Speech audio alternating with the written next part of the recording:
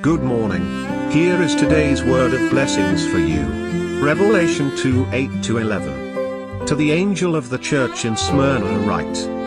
These are the words of him who is the first and the last, who died and came to life again. I know your afflictions and your poverty, yet you are rich. I know about the slander of those who say they are Jews and are not, but are a synagogue of Satan. Do not be afraid of what you are about to suffer. I tell you, the devil will put some of you in prison to test you, and you will suffer persecution for 10 days. Be faithful, even to the point of death, and I will give you life as your victor's crown. Whoever has ears, let them hear what the Spirit says to the churches. The one who is victorious will not be hurt at all by the second death. Today's title is You Are Poor, Yet You Are Rich. Have you ever heard the phrase as poor as a church mouse? Obviously, the idiomatic phrase expresses a very poor condition in which people are extremely famished. At the same time, it shows how poor a typical church was in the past. I can easily picture a church like that. The church is a small church with a simple wooden structure.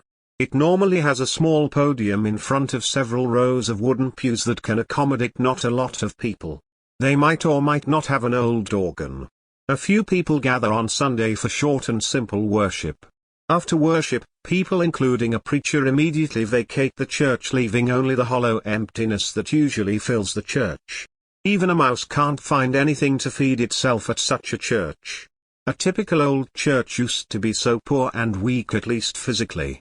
The church of Smyrna was such a church of poverty and affliction. Worldly powers and authorities put down and persecuted the church.